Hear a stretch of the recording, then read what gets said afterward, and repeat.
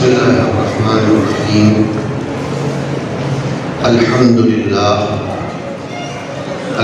لله نحمده ونستعينه ونستغفره ونؤمن به ونتوكل عليه ونعوذ بالله من شرور أنفسنا ومن سيئات أعمالنا. من يهده الله فلا مضل له ومن يضلله فلا هادي له، ونشهد أن لا إله إلا الله وحده لا شريك له، ونشهد أن سيدنا وسندنا وشفيعنا وحبيبنا ومولانا محمدا عبده ورسوله صلى الله تبارك وتعالى عليه وعلى آله وأصحابه وأزواجه وذرياته وبارك وسلم تسليما كثيرا. أما بعد، فأعوذ بالله من الشيطان الرجيم. بسم الله الرحمن الرحيم. ربنا وابعث فيهم رسولا منهم يتلو عليهم آياتك ويعلمهم الكتاب والحكمة ويزكيهم إنك أنت العزيز الحكيم. وقال تعالى: اتل ما أوحي إليك من الكتاب وأقم الصلاة. وقال تعالى: الذين آتيناهم الكتاب يتلونه حق تلاوته أولئك يؤمنون به. وقال النبي صلى الله تعالى عليه وآله وسلم: خيركم من تعلم القرآن وعلمه. وقال عليه الصلاة والسلام: إن الله تعالى ليرفع بهذا الكتاب أقواما ويضع به آخرين. صدق الله العظيم وصدق رسوله النبي الأمي الكريم. معزز و مکرم قابل قدر و منزلت حضرات علماء کرام، حفاظ نظام، ائمہ مساجد، میرے بہت پیارے بھائیوں، دوستوں، بزرگوں اور معصوم بچوں بچیوں، اس گاؤں کا نام بہت پہلے سے کانوں میں پڑا تھا، اس لیے کہ ہمارے کئی ایک بچے ہمارے پاس عقل کوا میں اتنی دور سے نبی علیہ السلام کے مشن کو پانے کے لیے اللہ کے راستے میں سفر کر کے، جس راستے کو قرآن نے اللہ کا راستہ بتایا ہے، اللہ کے راستے میں ہمارے یہ بچے لاڑ سانگی سے چل کر عقل کوا تک کا دوسرے مدارس کا سفر کرتے ہیں. 10 سال کا بلکہ اس سے زیادہ وقت لگا کر وہ یہاں آئے ہیں، اور اب انہیں کسی سرٹیفکیٹ کی ضرورت نہیں ہے، اس لیے کہ اللہ نے ان کو سرٹیفکیٹ دیا ہے کہ یہ اللہ کے راستے میں نکلے تھے. للفقراء الذین احصروا فی سبیل اللہ. اور اس اللہ کے راستے میں ان کا نکلنا یہ نبی علیہ السلام کے مشن کو پانے کے لیے، آپ کی تعلیمات کو حاصل کرنے کے لیے، اور اپنے اپنے علاقوں میں جا کر دین کی عظیم الشان نبی کے نہج کے اور نبی کے طریقے پر محنت چلانے کے لیے اللہ نے ان کا انتخاب کیا. جیسے حضرت جی مولانا الیاس کاندھلوی نور اللہ مرقدہ کاندھلا کے چھوٹے سے گاؤں اور بستی سے اٹھے تھے، مدرسے نے ہی ان کو دعوت و تبلیغ کا ہدیہ دیا، اور مدرسے نے ہی ان میں روح پھونکی تھی، جس کی بنیاد پر انہوں نے گاؤں گاؤں کریا یہاں تک کہ الحمدللہ مجھے اپنے بچوں نے بتایا ابھی راستے میں کہ آپ کے اس گاؤں میں بھی دعوت و تبلیغ کے چراغ ماشاءاللہ روشن ہے. دعا کرتا ہوں اللہ تعالیٰ اس مبارک عمل کو، مبارک محنت کو زندہ، تابندہ، پائندہ، استوار، مبارک، مستحکم، مضبوط فرمائے، اور اللہ پاک اس علاقے اور اس بستی سے اور فرزندوں کو کھڑا کر کے وہی مولانا الیاس کاندھلوی والی فکر لینے کے لیے مدارس میں بھیجنے کی توفیق نصیب فرمائے۔ مجھے لگتا ہے میں نے یہ 3-4 جملوں میں اپنا بیان کر دیا، لیکن نہیں، آپ گھبرائیں نہیں، میں بات کروں گا، اللہ پاک جتنی کروائے، وما توفیقی الا باللہ۔ بات اصل میں یہ چلی تھی کہ اس گاؤں کا نام تو کانوں میں 23 سال سے پڑا تھا، یہ بہت سے بچے پڑھ کر نکلے۔ ابھی ہمارے بیٹے سمیر نے بتایا کہ میں 2003 میں فارغ ہوا، پھر ادھر یہ اسرار ہے اور زبیر ہے اور دوسرے بچے ہیں، اور یہ مجنونانہ محنت کرنے والا ہمارا سرفراز ہے کہ جس کو میں نے معذرت کی۔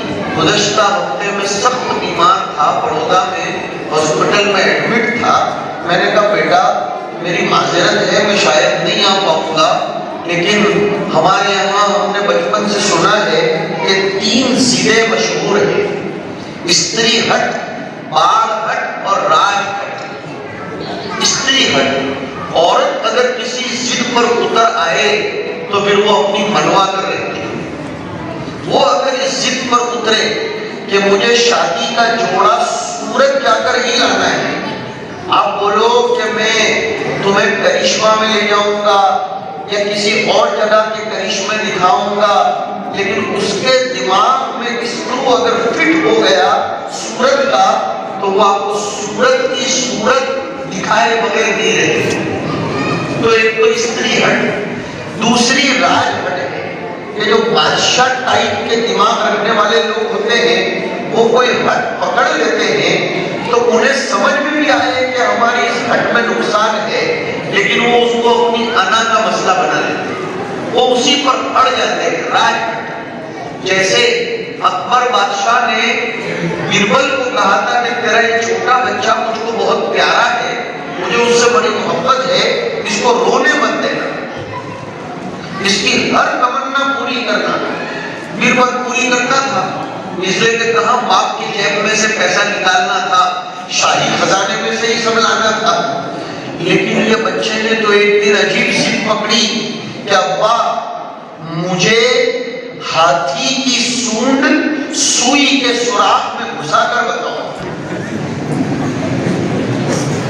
ہاتھی کی سونڈ سوئی کے سوراخ، حتی یلیج الجمل فی سم الخیاط جیسا معاملہ ہے۔ اب وہ بچہ رونے لگا، چپ ہی نہیں ہو رہا تھا۔ اس کو لے کر وہ بربل اکبر کے دربار میں آیا، بچہ بہت رو رہا تھا، کیوں رلا رہے ہو اس بچے کو؟ میں نے تمہیں نہ کہا حضرت آپ کے بس میں ہو تو اس کی ضد پوری کرو۔ یہ باڑ ہٹ ہوتی ہے، چھوٹے بچوں کی ہٹ اور ضد۔ یہ سب ہمارے بچے ہیں، انہوں نے مجھے کہا کچھ بھی ہو جائے، اس کا مطلب تو مر جا لیکن آ، لیکن خیر کوئی بات نہیں۔ میں سمجھتا ہوں یہ دین کی نسبت پر محبت ہے، اور آپ کے گاؤں کے لوگوں میں وہ طلب تڑپ اور محبت ہوگی علماء دین سے، جس کی بنیاد پر ہم ڈائریکٹ پڑھا کر مسلسل چل کر آپ کے پاس پہنچے ہیں۔ اللہ تعالیٰ ہمارے اس سفر کو للہ بنائے، اور آپ سب حضرات کے جمع ہونے کو اللہ بے انتہا قبول فرمائے۔ دیکھو میرے بھائیوں، میری عادت نہیں ہے کوئی خیالی باتیں کرنے کی، اور نہ میری عادت ہے کہ میں ہتھیلی پر چاند بتاؤں۔ میں سچی سچی کھری کھری باتیں کتاب و سنت کی روشنی میں کرنے کا عادی ہوں، اور آپ کو بھی اسی کا عادی بنانا چاہتا ہوں۔ ہم خواب کی دنیا سے زیادہ بیداری کی دنیا کو ماننے والے ہیں۔ ہم خواب سنا کر لوگوں کو ہوش کے بجائے جوش میں لانے والے نہیں، بلکہ جوش کے بجائے ہوش میں لانے والے۔ تو اب میں کام کی بات کرتا ہوں۔ یہاں جتنے ہمارے بھائی بیٹھے ہیں، سب سے پہلے تو میں ان سب کو خوشخبری سناؤں کہ اللہ تبارک و تعالی ساتھ محبت کرتا ہے۔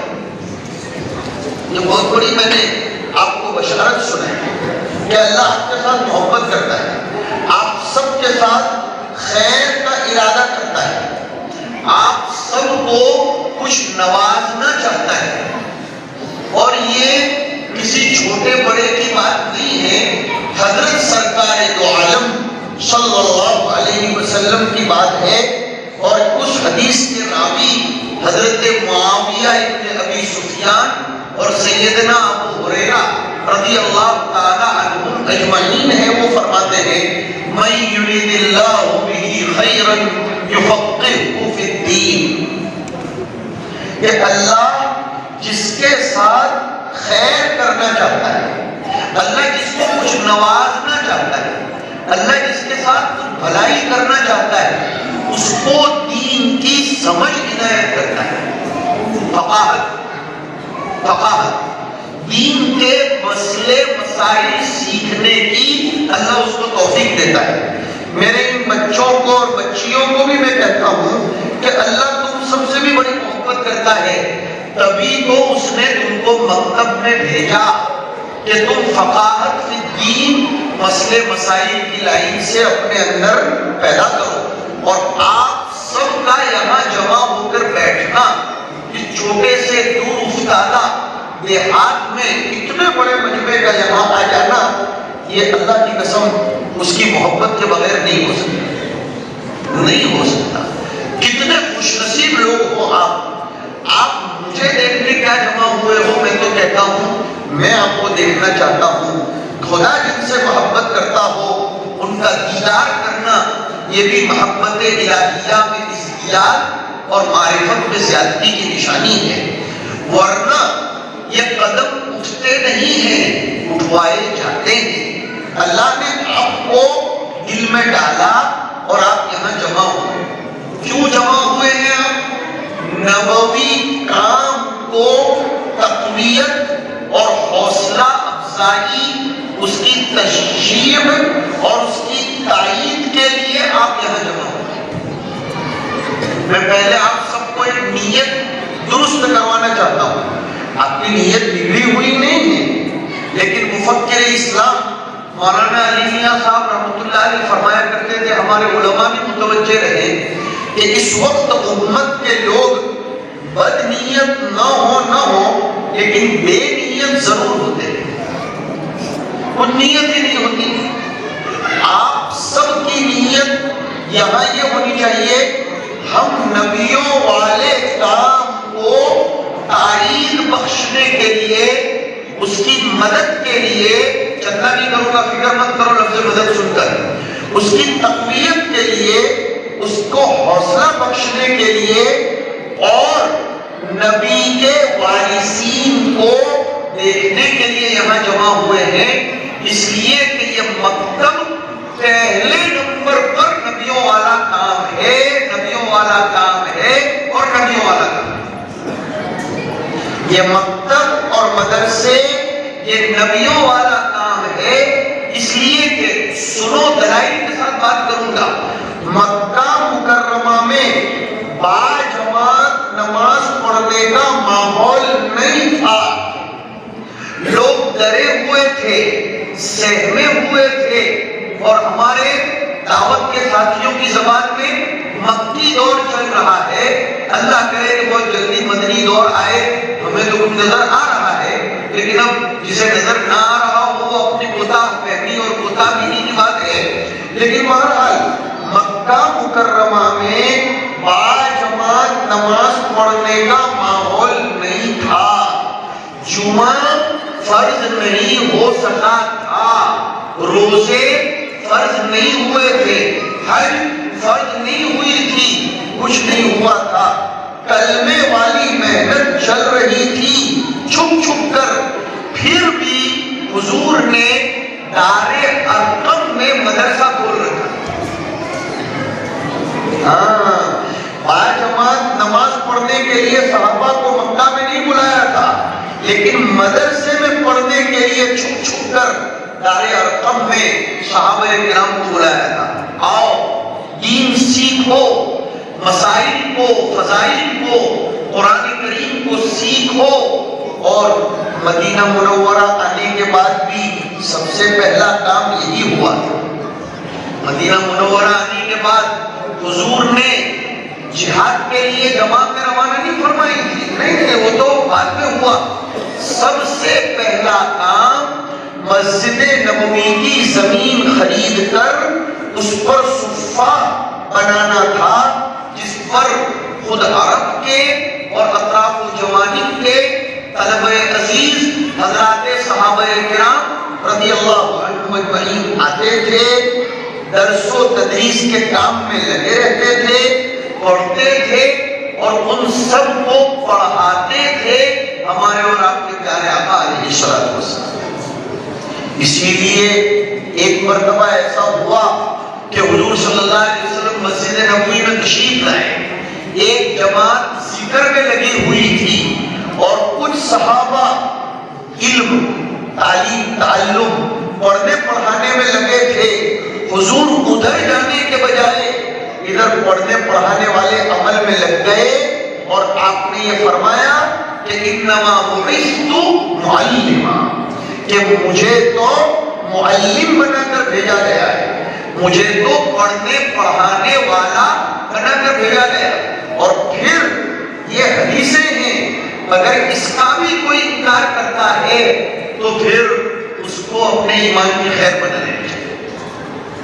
حضور نے فرمایا خیرکم، تم میں سب سے بہتر، سب سے اچھا، تم میں بہترین شخص وہ ہے جو قرآن کریم کو سیکھے اور پھر اس کو سکھائے. پتہ چلا سکھانے کے لیے سیکھنا ضروری ہے. سیکھے بغیر سکھانا یہ گمراہی کا سبب بنتا ہے. ارے بھائی ماشاءاللہ آپ حضرات اتنا تو تھوڑا بہت تو جانتے ہوں گے کہ ایک اسٹوڈنٹ اور ایک بچہ یا ایک بچی 4-4.5 سال تک ڈاکٹریٹ کی ڈگری حاصل کر لے، ڈاکٹر بن جائے، چاہے MBBS میں، BUMS میں اور ہومیوپیتھی میں، آیورویدک میں، الیکٹرانک میں، کسی میں بھی. لیکن آپ کو یہ تو معلوم ہوگا کہ اس کو انٹرنشپ کرنا ہوتا ہے. 4.5 سال پڑھنے پڑھانے کے بعد پورا 1 سال اس کو بڑے ڈاکٹروں کی صحبت میں رہنا پڑتا ہے، تب جا کر اس کو سرٹیفکیٹ ملتا ہے.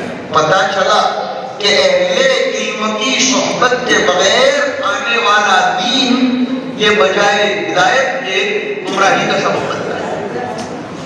اس لیے کہ ایک چیز سمجھو اور سنو، یہ علم، یہ قرآن کریم، یہ احادیث طیبہ مبارکہ سینہ بسینہ چلتی ہوئی آئی ہے. ہاں، اس کا پاور ہاؤس سینہ ہے.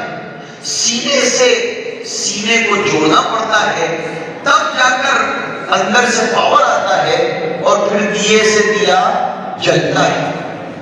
اچھا، ان مکتبوں کے قائم کرنے کی دعا، آج میں ایک عجیب جملہ کہہ رہا ہوں، شاید زندگی میں پہلی دفعہ یہ جملہ بولوں گا.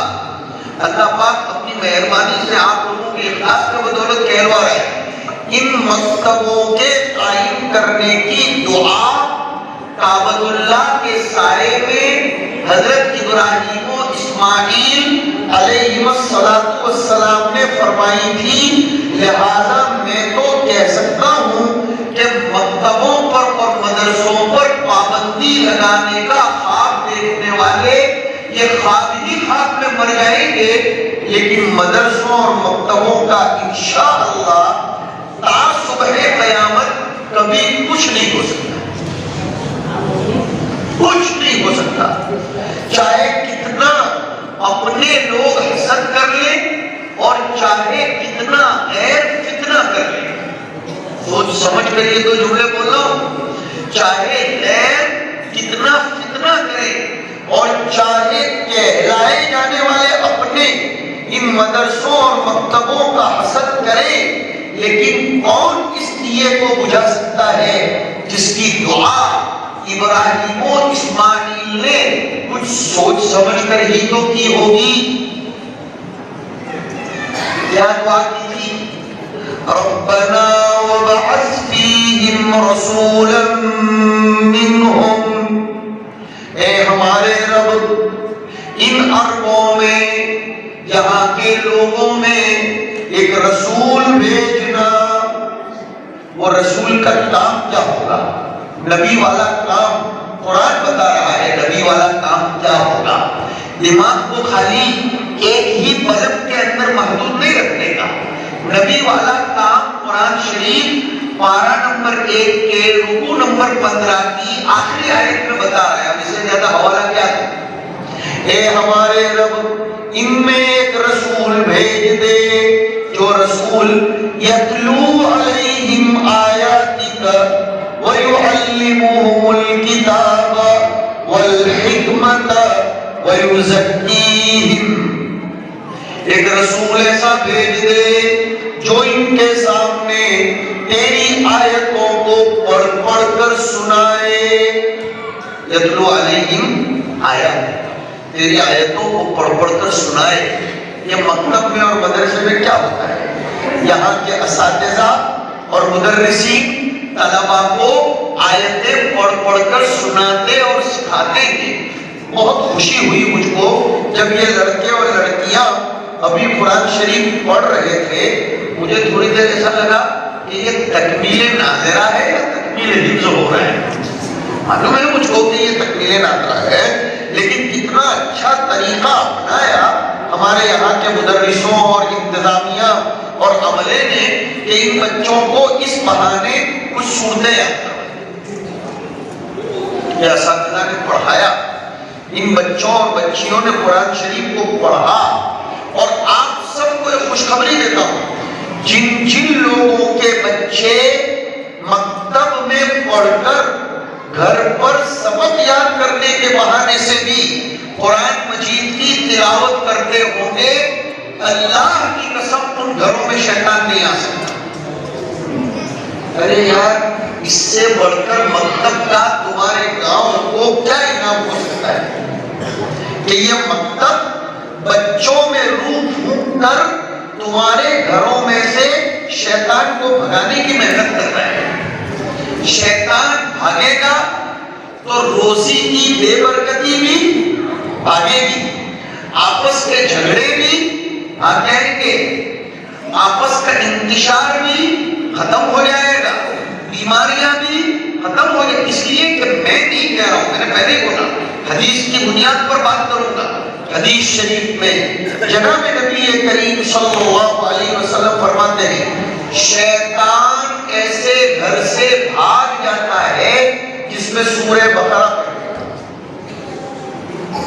اور دوسری بات، آپ تو جانتے ہیں قرآن کریم کی جہاں بھی تلاوت ہوتی ہے فرشتوں کا ہجوم ہو جاتا ہے۔ ارے خوشخبری سناتا ہوں کہ تم ان بچوں کو معمولی مت سمجھو، یہ مکتب کو ایسا ہی مت سمجھو۔ ہاں، کچھ اور چیز کے پڑھنے پر فرشتوں کا جمع ہونا نہ ہونا حضور کی طرف سے گارنٹیڈ نہیں ہے، لیکن قرآن شریف کے پڑھنے پر فرشتوں کا ہجوم ہونا یہ حضور کی طرف سے گارنٹیڈ ہے صلی اللہ علیہ وسلم۔ کتنی بڑی بات ہے کہ یہ مکتب کے مدرسین یتلو علیہم آیاتک، پھر یہ مدرسین ویعلمہم الکتاب، ان کو بہت سی سورتوں کا ترجمہ سکھاتے ہوں گے، اور اللہ کی کتاب میں آنے والے والحکمت، مسئلے مسائل سکھاتے ہوں گے، اور ان کے اندر سے جھوٹ بولنے کی محبت کو ختم کرنا، بے ایمانی کو ختم کرنا، نفرت کو ختم کرنا، کسی کی بے عزتی کو ختم کرنا، یہ سب سکھاتے ہوں گے۔ یہ ہے ویزکی۔ تو یہ سب کام کون سے کام ہیں؟ اپنی زبان سے بولو، نبیوں والے کام ہیں۔ ارے اب میں سوال کروں گا، آپ کو بولنا پڑے گا، مکتب میں کون سے کام کروائے جاتے ہیں؟ بولو ذرا، نبیوں والے کام کروائے جاتے ہیں۔ لہذا مکتب کو معمولی سمجھنا، مکتب کی طرف محبت کی نظر سے نہ دیکھنا، اور مکتب کے بارے میں تبصرے کرنا، یہ گویا نبی کے کام میں رکھنا ڈالنے کے برابر۔ ہاں، زمانے کا سب سے بڑا المیہ اور مصیبت یہ ہے کہ اس امت نے قرآن کو چھوڑ دیا ہے. یہ تو ماننا پڑے گا. ہم نے سب کچھ لیا. ہم عبادات پر بھی بے ڈھنگے طریقے سے آئے. میں لفظ بولا ہوں بیچ میں, کون سا لفظ بولا؟ بے ڈھنگے طریقے سے آئے. ہم نے عبادات پر محنت تو کی, کروائی, لیکن بے ڈھنگے طریقے. آپ بولو گے مولانا کیسے اتنا بالکل بے ساختہ بولے؟ بے ساختہ نہیں, سوچ سمجھ کر بول رہا ہوں. اس لیے جب تک مدرسے میں آ کر اور علماء کے پاس بیٹھ کر نماز پڑھنے کا طریقہ نہیں سیکھو گے, تب تک وہ نماز زندگی میں انقلاب پیدا نہیں کرے. ایک صحابی رضی اللہ تعالیٰ عنہ ایک مسجد میں بیٹھے ہوئے تھے. بات سنیے, میں بہت لمبی بات نہیں کروں گا, انشاءاللہ 9 بجے کے آس پاس ہم ختم کریں گے, لیکن توجہ سے سنیے, اٹھنے کا ماحول کوئی نہ بنائے. میں آپ کی ضروریات, تقاضوں وغیرہ کو سوچ سمجھ کر ہی بات کر رہا ہوں. ایک صحابی مسجد میں تشریف فرما تھے. ان کے سامنے آ کر ایک صاحب نے نماز پڑھی. اب نماز پڑھنے میں انہوں نے اپنے ہاتھ ٹیڑے باندھے, رکوع سجدہ ذرا ڈنڈی ماری, ڈھنگ کا رکوع نہیں کیا, ڈھنگ کا سجدہ نہیں کیا, ڈھنگ کا قاعدہ نہیں کیا. تو وہ صحابی نے ان کو بلایا کہ ادھر تم کب سے ایسی نماز پڑھتے ہو؟ حدیث شریف میں واضح بات آئی. فرمایا 40 سال سے میں تو ایسی نماز پڑھتا ہوں. کہا تیری نماز ہوئی نہیں. بھلے نہ 40 سال سے پڑھتا ہو, تیری نماز ہی نہیں ہوئی. اس لیے کہ حضور اکرم, اب آگے حاشیہ میں بڑھاتا ہوں, حضور اکرم صلی اللہ علیہ وسلم نے فرمایا صلو کما رأیتمونی اصلی, تم ایسی نماز پڑھو جیسے تم نے مجھ کو نماز پڑھتے ہوئے دیکھا ہے. اور ہمارا میں تھوڑا سا طریقہ بتاؤں. اپن بہت سے لوگ قول ایسا بنتے ہیں, بہت سے لوگ ایسا بنتے ہیں, بہت سے لوگ ایسا بنتے ہیں, سب غلط ہے. قول اول بسم اللہ ہی غلط. وہ فارسی میں کہاوت ہے, خشت اول چومی نہد, وہ کیا ہے؟ خشت اول چو نہد معمار کج, تا سریا می نود دیوار کج. کہ اگر مستری صاحب پہلی اینٹ ہی غلط رکھ دیں تو اوپر تک جانے والی پوری عمارت ہی غلط ہوتی. تو اپنی تو پہلی بسم اللہ ایسے ہوتے ہیں, اور پھر کچھ لوگ ایسا مانتے ہیں, کچھ لوگ ایسا مانتے ہیں, کچھ لوگ سب غلط ہیں. تو آپ بولو گے صحیح کیا؟ مکتب میں آنا پڑے گا اس کے لیے. تو وہ مکتب میں سکھایا جاتا ہے. ہمارے بچوں کو سکھاتے ہیں نا, بیٹا مولانا صاحب کے نماز کیسے پڑھنے کی, قول ایسے. دیکھو یہ سب بچے خوش ہو کر کہہ رہے ہیں, یہ مکتب نے ان کو ایک جذبہ کیا. ورنہ دوسرے بچے ہوتے تو شرما جاتے. اس لیے کہ اسکول میں کیا ہوتا ہے, ٹیچر لوگ سو کے تنخواہ لیتے ہیں, مدرسوں میں محنت کر کے پگار لیتے ہیں. ہاں, اور اس کو پگار بھی کہا جائے کہ نہیں, پہلا تو سوال یہ ہے, اس کو تنخواہ بھی. اس لیے کہ تنخواہ مطلب ہے بدن کو پورنے والی چیز. تو یہ بدن کو پور بھی سکتی ہے کہ نہیں, اللہ ہی بہتر جانتا ہے. مجھے امید تو نہیں ہے کہ لاٹ سانگی میں اتنی کم تنخواہیں ہوگی, لیکن اتنی اچھی امید بھی نہیں کر سکتا. اس لیے کہ یہ وبا عام ہے, مگر آپ کو محنت کرنی چاہیے, کوشش کرنی چاہیے. یہ مکتب میں پڑھانے والے ہمارے بچوں کے دین کو سنبھالتے ہیں. اور میرے بھائیوں سمجھو بات کو, ہمارے بچوں کے دماغ کو, ان کے برین کو واش کرنے کی زبردست محنت ہو رہی ہے. ہمارے بچوں کو بھی پتہ نہیں ہے کہ ہمارا دماغ موبائل کی لائن سے, اسکول کی لائن سے کیسے خراب کیا جا رہا ہے. غیر شعوری عالم میں دیا جانے والا انجیکشن زیادہ خطرناک ہوتا ہے. یہ جملہ بھی میرا یاد رکھنا. شعور کے عالم میں انجیکشن دیا جائے تو پتہ بھی چلتا ہے کہ کون سا انجیکشن دیا. تو پھر اگر ری ایکشن آیا تو سمجھ میں آئے گا کہ کہ ہاں وہ انجیکشن نے یہ ریئیکشن کیا ہے اس کا علاج کراؤ، لیکن شعور ہی نہیں ہے کدھر سے انجیکشن دیا جائے۔ نسل کے ایمان کی حفاظت اور نسل کے اسلام کی بقا کا راز ان مکاتب اسلامیہ میں ہے، ورنہ اب ہندوستان میں اکبری دور دوبارہ آنا چاہ رہا ہے۔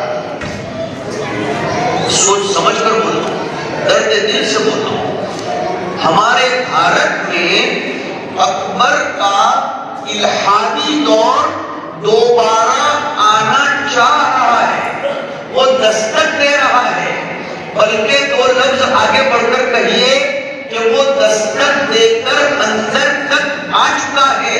اب اس کو واپس کرنا یہ ہماری ذمہ داری ہے۔ یہ اکبری دور، کون سا اکبری دور؟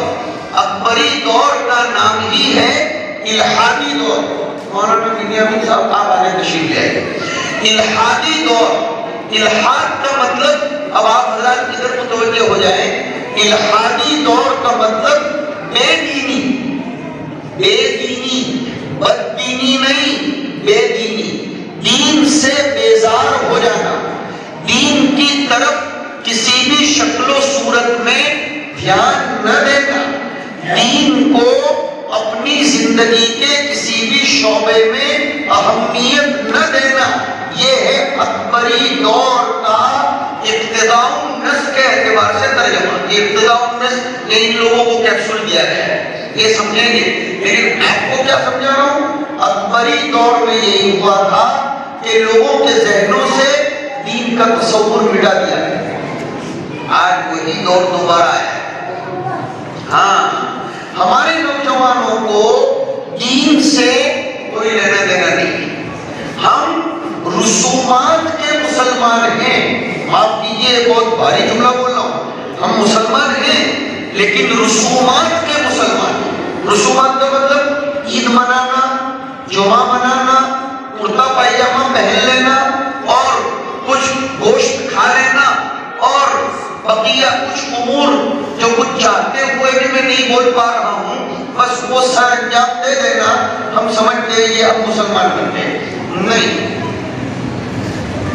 کچھ دیہاتی حضور صلی اللہ علیہ وسلم کے زمانے میں ایمان کا دعویٰ لے کر آئے تھے، آمنا کہتے ہوئے، قالت الاعراب آمنا،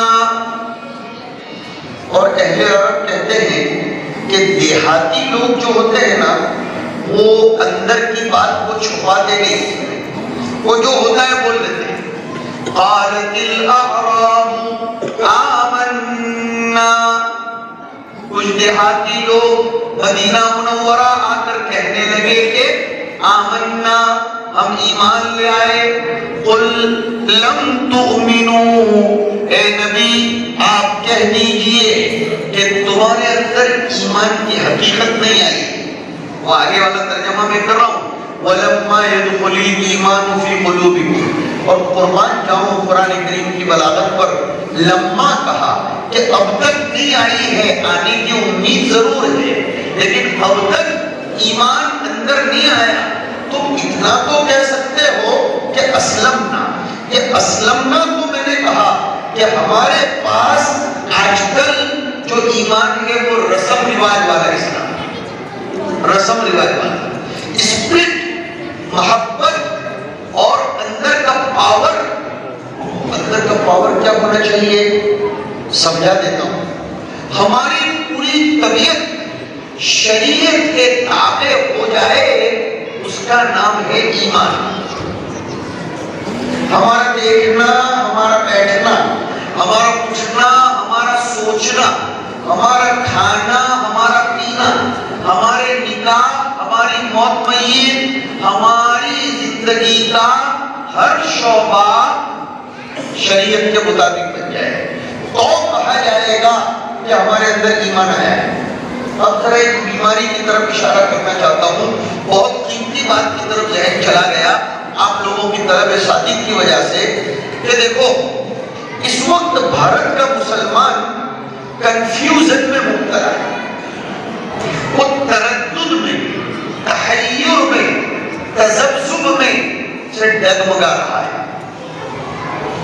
وہ جب بڑی سٹیوں میں نکلتا ہے یا پارک میں، گارڈن میں یا بڑے بڑے مظاہر عامہ میں جاتا ہے اور دیش کی حالت کو یا تھوڑے سے الفاظ میں